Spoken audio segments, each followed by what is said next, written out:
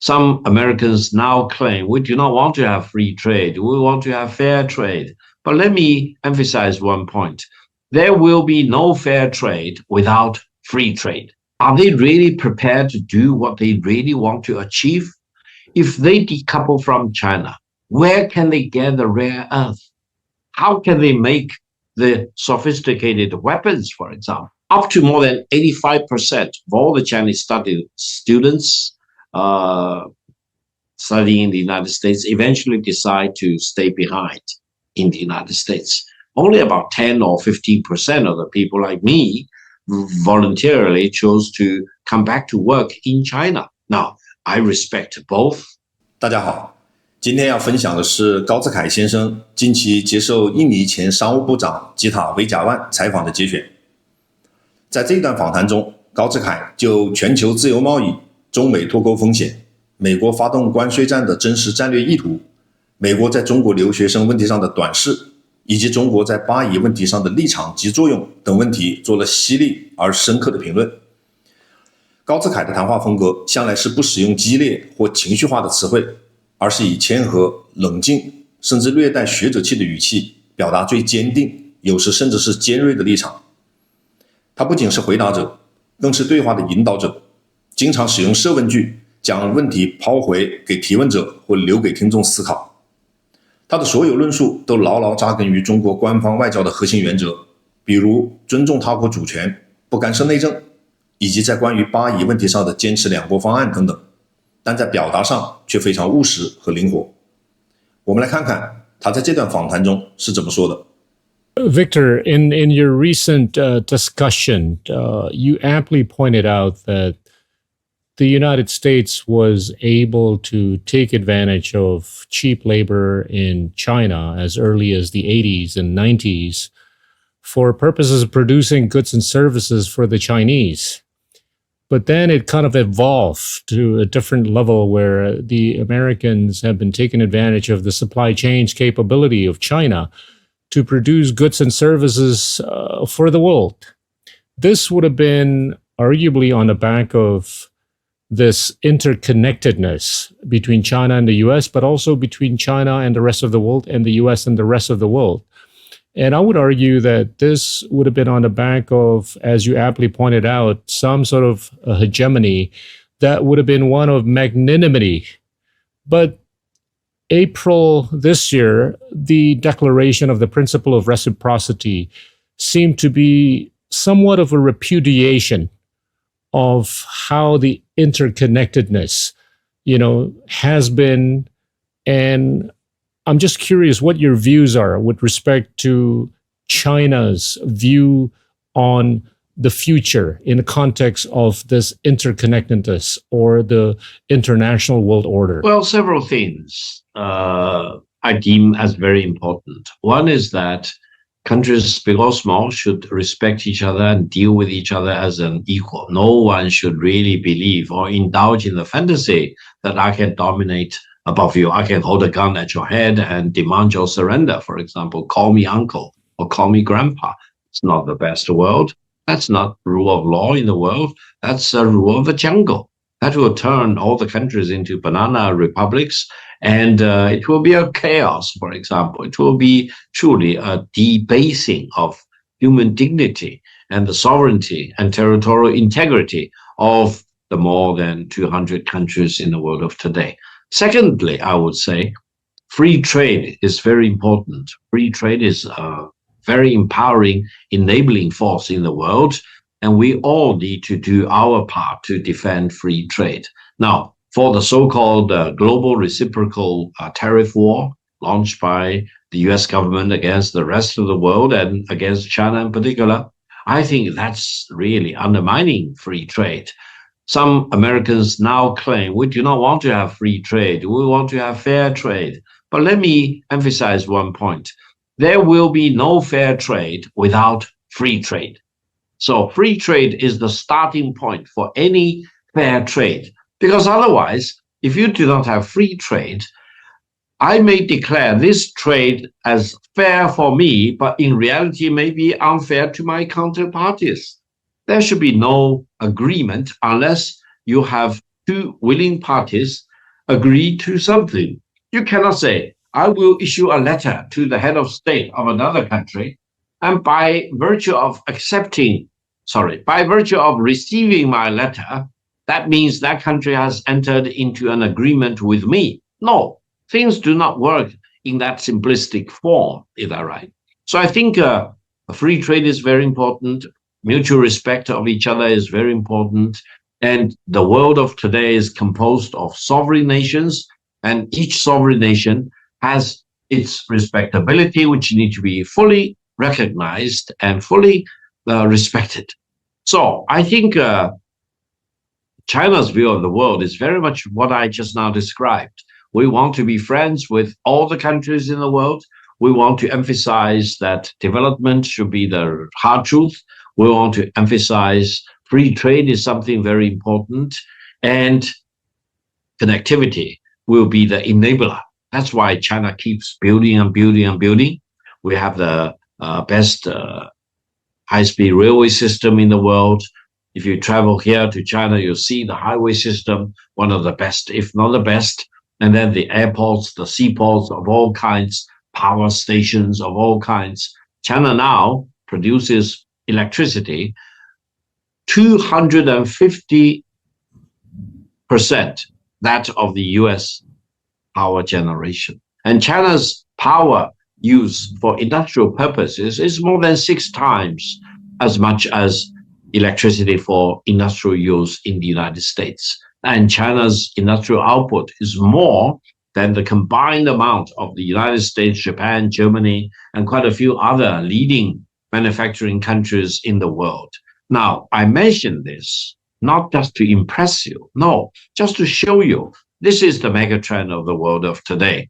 And China has achieved this not by firing any single shot at any country in the world, not by colonizing any country, for example, not by engaging in slavery or exploitation, power politics, geopolitical rivalry against each country, for example. No, by simply following the principle of free trade, by working very hard in a very disciplined way, making sure that the world we are living in is a world based on peace and stability and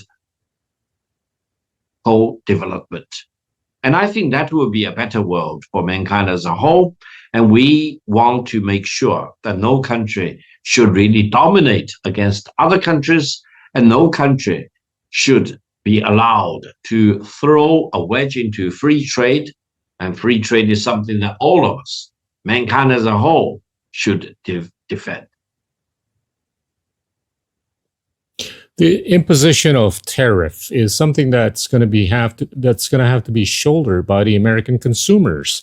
And I guess my observation is that China would be open-minded to the idea of collaborating with the US if the intention of the US were to really reindustrialize.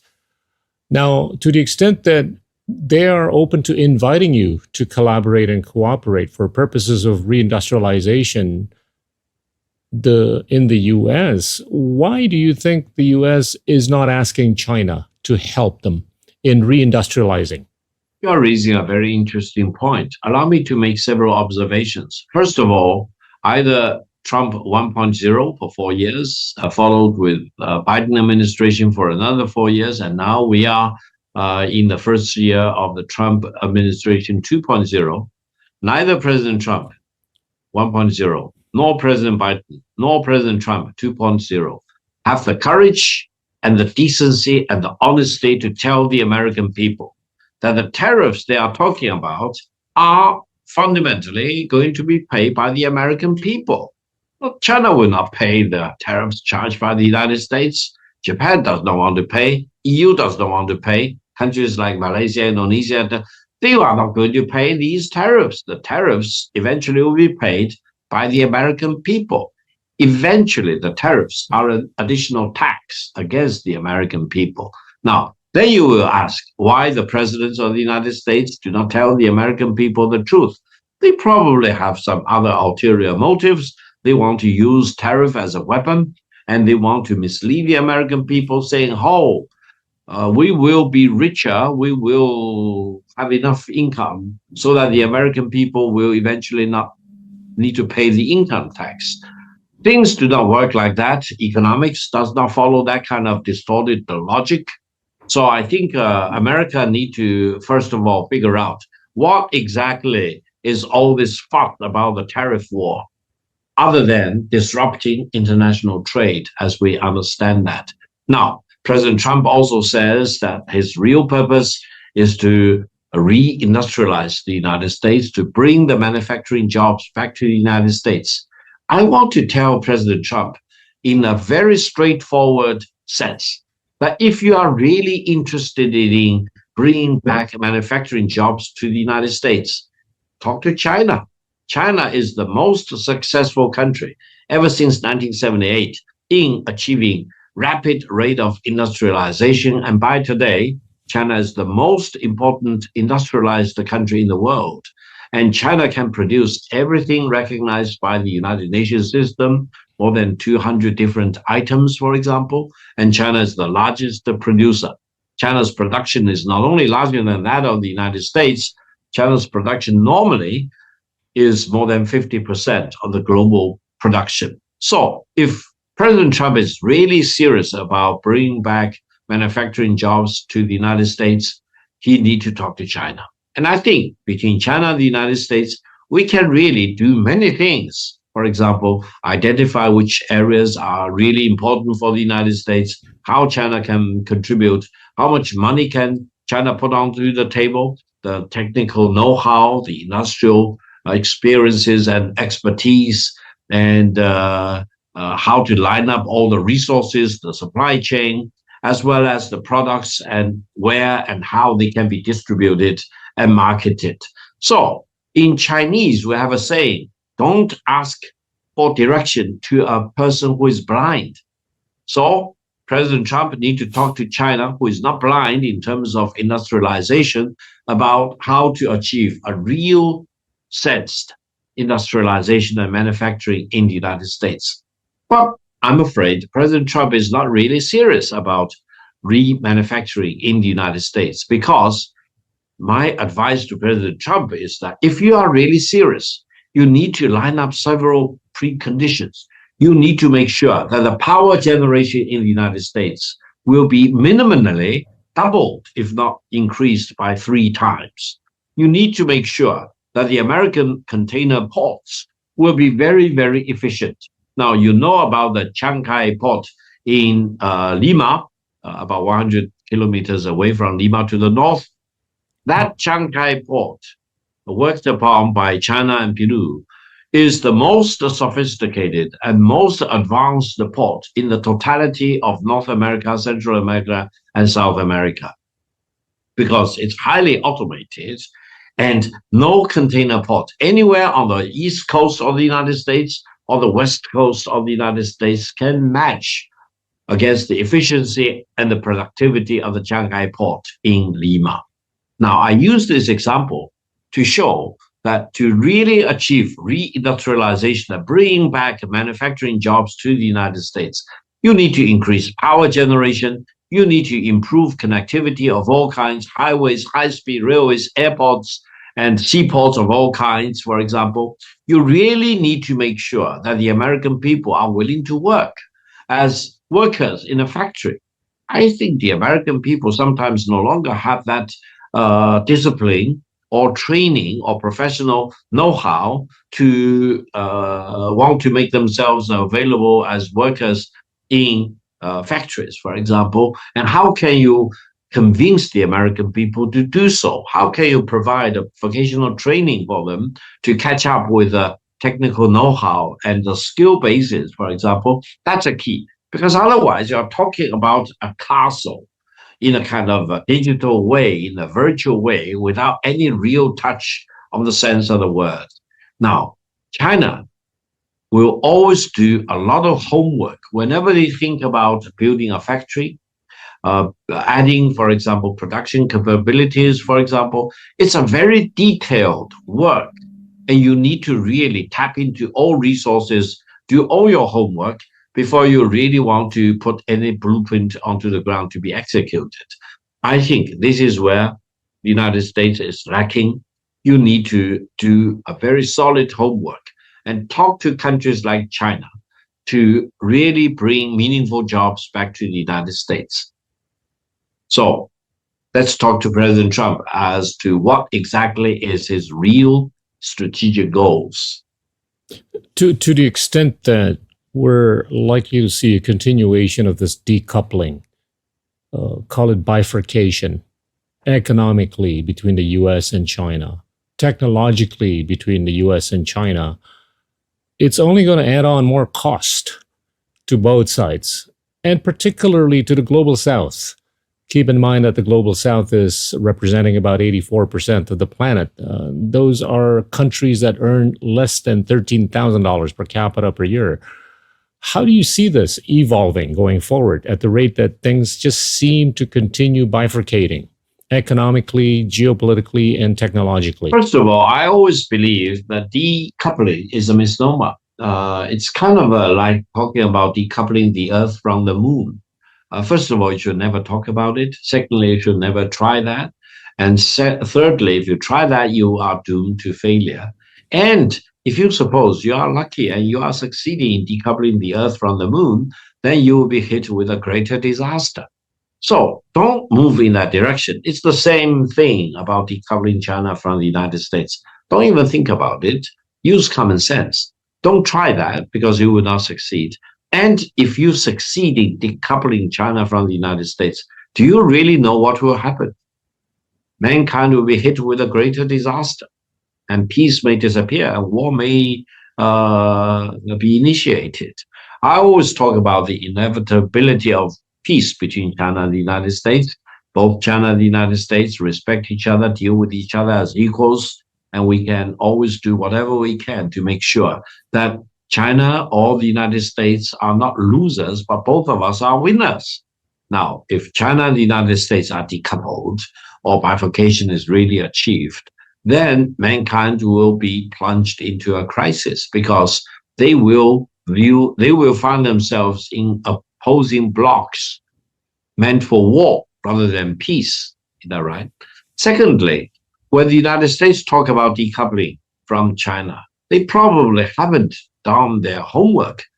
Can the United States really continue with its national defense strategy if they decouple from the rare earth, especially the refined industrial level rare earth that China is providing? No, they cannot survive that. They can no longer produce the advanced military planes, the missiles, the phantom planes of all kinds, etc. They will really decimate their defense industry. So, have they really thought about what they are talking about? Are they really prepared to do what they really want to achieve? If they decouple from China, where can they get the rare earth? How can they make the sophisticated weapons, for example? So, I think Washington probably has been advised by some people with very short-sightedness and with very shallow level of knowledge base, for example, who really do not understand what China is all about and who really does not know that a decoupled world with US on the one side and China on the other side will make the United States less safe, and more vulnerable. And that will be the crisis for mankind as a whole. Now, you mentioned about all the other countries, the global south, etc. I hope they will not be forced to make that choice between US versus China. I think the real choice for all the other countries in the world is whether the United States is doing the right thing or the wrong thing, and whether China is doing the right thing or the wrong thing. If the United States is doing the right thing, for example, why should you not follow the leadership of the United States? And why should you choose not to work with the United States? But if the United States is doing the wrong thing, for example, launching this anti-the-world global tariff war, or launching this anti-China tariff war, why should you join the United States? Why should you work with the United States? You should do better by defending free trade rather than joining the United States in undermining free trade. Is that right? It's the same thing, same logic to China. If China is doing the right thing, for example, promoting connectivity of all kinds, constantly improving efficiency and productivity of the goods and services produced and made available in China, why shouldn't you work with China? Because it's a better strategy. You will get development faster and better. If China does the wrong thing, as I mentioned Deng Xiaoping back in 1974 at the United Nations General Assembly Extraordinary Session said, if ever China wants to be a superpower and seeks hegemony and launches war of aggression against other countries, occupy other countries, bully other countries, then you should do the right thing to overthrow the Chinese government if he wants to do the hegemonistic pursuit in the world. Is that right? But China will never do that because, as I mentioned, China wants to respect all the countries in the world. Therefore, if the United States wants to abandon the World Health Organization, UNESCO, for example, you want to follow suit, you want to follow their leadership, you also want to bail out of UNESCO and WHO. No, that's not in the fundamental interest of your people. So I think the global south and all the other countries, including, for example, EU countries, and including, amazingly, NATO member states, you need to use your own independence of mind to think about all these critical issues mankind is faced with and come up with your own decision. You should not allow yourself to be blindsided and losing your brain and only know instinctively to follow the footstep of the United States. That may lead you into an abyss, and that may really destroy the fundamental interest of your own people. But therefore, I think we all need to use our own judgment, use our brain power to think about all these issues and do the right thing rather than doing the wrong thing, either with your own volition or being forced by another country, especially the largest economy by current day measurement, for example, with a lot of guns, especially when it holds a gun at your head and you made the wrong decision. The lack of or seeming lack of understanding of China and the Chinese by the Americans from a policymaking standpoint, or call it misunderstanding of China and the Chinese by the Americans, could that be correlated with the fact that, if you take a look at the number of Chinese students studying all across the universities in the US and the West, it's staggering. There's more than 300,000 Chinese students studying all across campuses in the US, whereas the American students studying in China, they don't number more than 700. Could that be part of the explanation as to why there's not enough understanding or worse yet, misunderstanding about China as a civilization, as a country, as a nation, and also as a culture? Well, ever since China's opening to the outside world and economic and political reform launched back in 1978, I think the latest data shows there are more than 2 million Chinese students studying in the United States at different historical times for different degrees and academic programs, including me. I spent 4 years at Yale. I got a master's degree in political science from the Yale Graduate School, and I got a JD degree from Yale Law School. I went to the same law school as His Excellency Vice President J.D. Vance did. I was class of 1993. He was class of 2013. Is that right? So I'm one of the examples to show that how the Chinese, including people like me, really treasure the educational opportunities in the United States. And after finishing our education in the United States, I think in my case, I've become such a strong advocate of friendship and goodwill and cooperation between the Chinese people and the American people. I'm always appalled by anyone talking about war between China and the United States. And I'm always excited about peace and cooperation and good, friendly relations between China and the United States. So I hope the United States will continue to keep its door widely open to the Chinese students. In a sense, the United States gains all the benefit by all these Chinese students studying in the United States. I think, according to one statistical analysis, up to more than 85% of all the Chinese students studying in the United States eventually decide to stay behind in the United States. Only about 10 or 15% of the people like me voluntarily chose to come back to work in China. Now, I respect both those who decided to stay behind in the United States. That's their personal and family decisions to make. And I hope you will also respect people like me who chose to come back to China to contribute to China's modernization, etc. So I think we want to make sure that more and more Chinese people can continue to study in the United States, and not only in the United States. I think China is the largest source of students, international students studying, for example, in Britain, in Canada, in Australia, in New Zealand, in Germany, in Netherlands, you name it. There are Chinese students everywhere in the world. In a sense, they demonstrate this high level of curiosity, this high level of determination that knowledge is the savior and knowledge is the enabling force, for example. And sometimes, and on many occasions, the Chinese families saved and saved and saved and paid for the education of their kids, traveling to different corners of the world. And I think eventually China benefited, of course, but countries like the United States and many other countries also benefited because it didn't pay for these people's childbearing costs. You didn't pay for their kindergarten education. You didn't pay for their primary and secondary school education. In many cases, you didn't pay for their college education.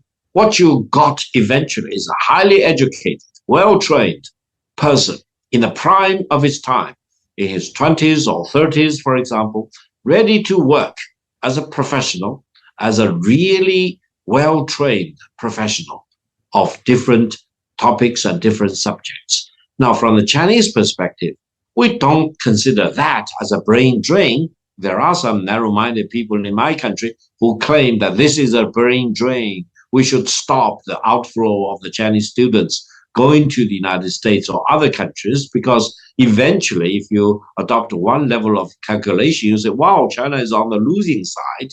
No, I think we need to look at mankind as a whole. We need to really be very philosophical about how you look at the interflow and exchanges of students from one country to another country. And I believe between China and the United States, both China and the United States benefit. And if you use this narrowly defined calculus to view which country wins more or loses more, I would say the United States definitely gained more because you really got the best of the brains in China, well-trained in China as well as in the United States, ready to work in different positions and ready to contribute to peace and stability and prosperity in the United States. So I hope on this point, I will never hear screams in Washington again to stop Chinese students going to the United States.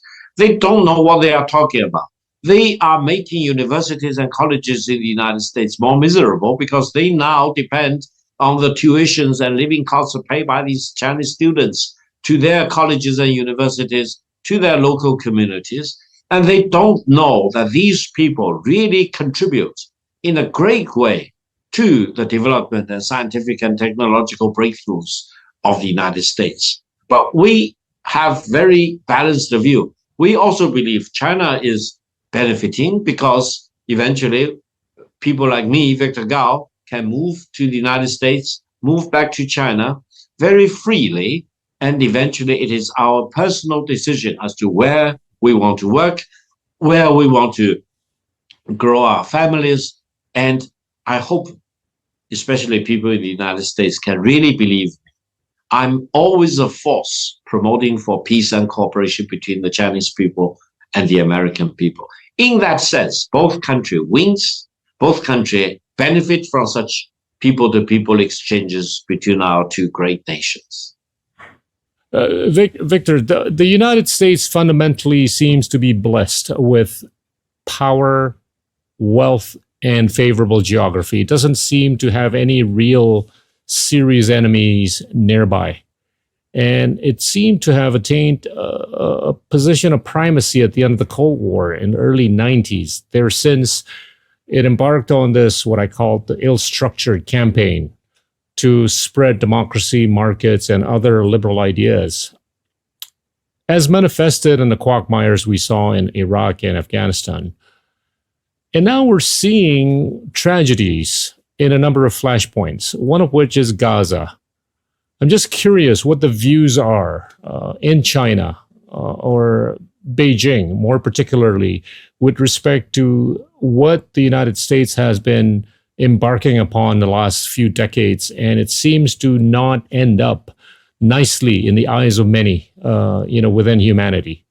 Please. Thank you very much. First of all, I studied history with Professor Paul Kennedy at Yale Graduate School History Department.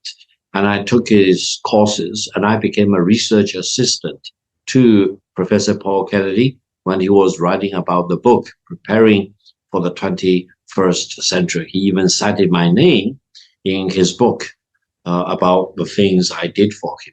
Now, in his history book, he always emphasized one concept, that is the overreach.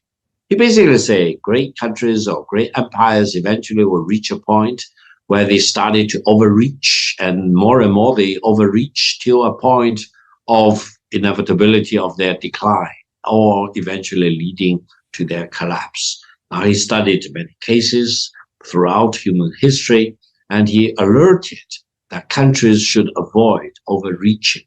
Now, in that sense, if we say overreach and look at the United States, especially after the end of the Cold War, has the United States overreached?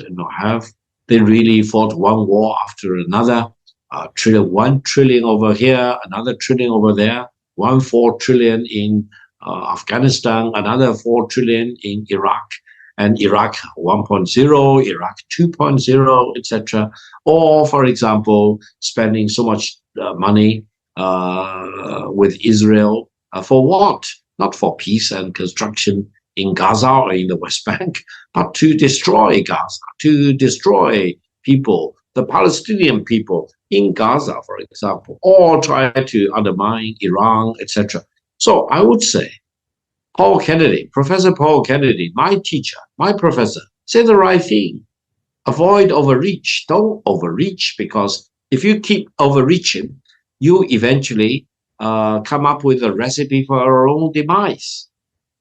Now, for China, China always emphasizes building, construction, connectivity, education, training, etc., achieving real modernization and industrialization. So we want to build, and we do not want to destroy. And by overreaching, the United States probably has been on a stampede to destroy many things. Now, you talked about the Palestinian people. Allow me to mention one thing. I think the Palestinian people in Gaza, in the West Bank, anywhere else, in Israel or the occupied territories, they are as much human beings as you or me. They are as much human beings as the Israeli people, especially the Jewish people in Israel.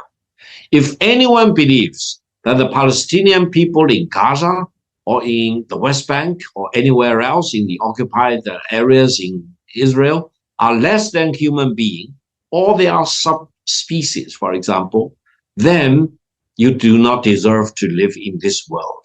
I think by today, mankind should have reached the minimum decency to know that you cannot deny equal treatment of different people.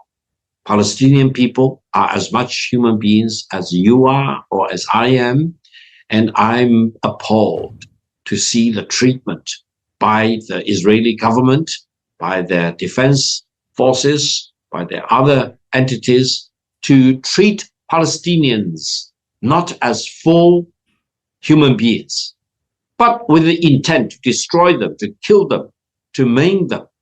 And for the more than 70,000 civilian losses in Gaza, for example, and about 3/4 of them have been women, and many pregnant women and children, etc. Sometimes one bullet will kill the pregnant woman as well as the fetus, for example. it's human tragedy. It's crime against humanity. It's actually crime against your right and my right. So I think the United States should really have nothing to do with this. The United States should bear its whole weight on the Israeli government, especially on President Netanyahu, on Prime Minister Netanyahu, and the Israeli Defense Forces. Do the right thing. Don't treat the Palestinians as if they are not human beings, and don't try to drive the Palestinians from their own homeland. Don't think about possessing the Gaza or West Bank and turn it into a property project. No, that's ethnic cleansing. That's denying the Palestinians of their inborn, inalienable rights as human beings. On the other hand, if the United States chooses to completely side with Israel in committing all these atrocities to the Palestinians, in Gaza in particular, I think this is exactly what Professor Paul Kennedy of Yale University History Department says. It's overreaching. You are overreaching not to do the right thing, but you are overreaching to do the wrong thing. In Chinese, we always have a 1,000-year-old saying. That is, the heaven is watching you. The heaven or the God or the almighty spirituality is watching you. Do the right thing. Don't do the wrong thing. Don't commit all these heinous crimes against humanity. Otherwise, sooner or later, justice will come your doorway. And if you really deny human rights, dignity, and humanity of other people like the Palestinians, eventually, whatever you do unto others may be done to you. You suffer the consequences. So I think the United States should really play a very important role in the world, to be a very noble leader, and to use philosophy, use morality, use rule of law to do the right thing, rather than denying the Palestinians their inalienable rights in their homeland, where they were born, where their forefathers were born hundreds of years ago. So I think the United States is faced with a real choice, whether they want to do the right thing or whether they want to do the wrong thing.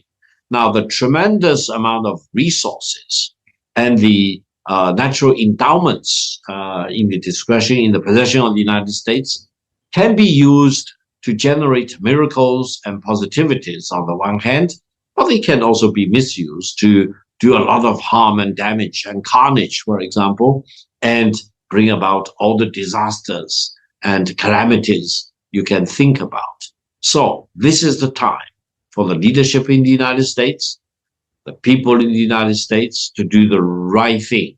Based on my personal interactions in the United States, I know for sure, and I want to say this again and again, all the American people I met with at Yale University, in New Haven, in New York, in the northeastern part of the United States, and throughout the country, wherever I travel to, are decent people.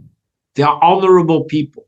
They want to do the right thing, and they do not want to do injustice to other people. So let's enable the American people to really do the right thing. Don't allow the government to overreach, because otherwise the tremendous amount of might of the United States may be used for the wrong purpose. For example, denying the basic rights of the Palestinian people in their own homeland. What do you think explains for the absence of accountability?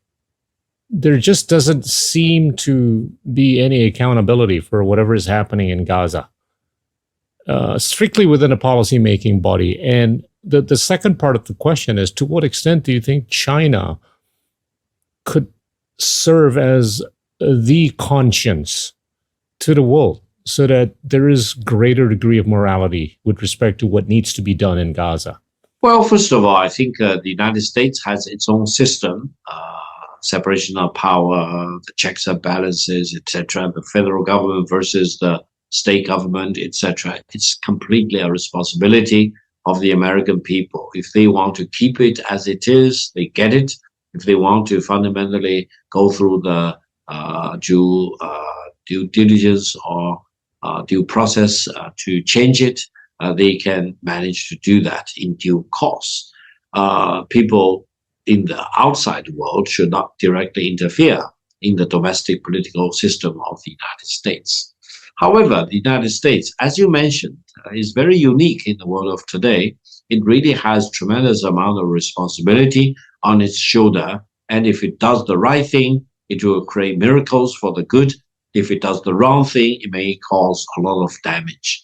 So let's hope sincerely that the American people, through their own legal process, will figure out a way to do the right thing for the people in the United States on the one hand, and for the people in the world at large. Now, it is easier said than done, because I think if you look at the legal process in the United States, it really hinges upon who has the money, who can really sponsor party A versus party B, candidate A versus candidate B, and what is their real ulterior motive behind their political lobbying, for example.